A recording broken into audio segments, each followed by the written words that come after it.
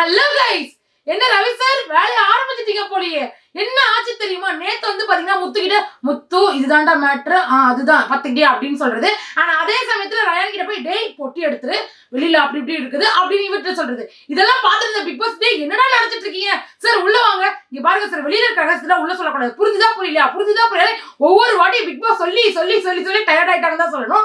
நேத்து எபிசோட ஃபுல்லா வெளியில இருக்கவங்க உள்ள விஷயத்த சொல்லாதீங்கடா சொல்லாதீங்கன்னு சொன்னாலும் திருந்த மாட்டோங்க நாங்க அப்படின்னு சொல்லிட்டு இவனுங்க பாட்டு சொல்லிக்கிட்டே இருந்தானுங்க. ஆனா அதே சமயத்துல இன்னொரு ஒரு டாஸ்க் வச்சாங்க, ஆடலும் பாடலும்னு சொல்லிட்டு. சோ எல்லாருமே வந்து அவங்களுக்கு ஒரு பிடிச்ச கேரக்டர் எடுத்துக்கிட்டாங்க.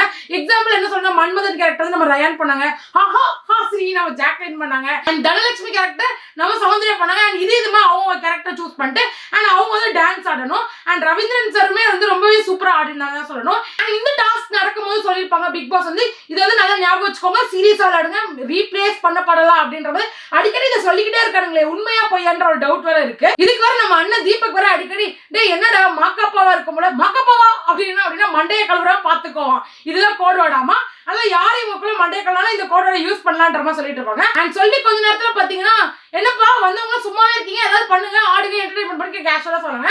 அண்ட் சுனிதா கூட அதுக்கு டக்குன்னு அஃபண்ட் ஆயிட்டாங்க. இவங்க எல்லாம் போறப்பதான் ஒரு ஃபோர்ஸா தான் இருக்காங்க போல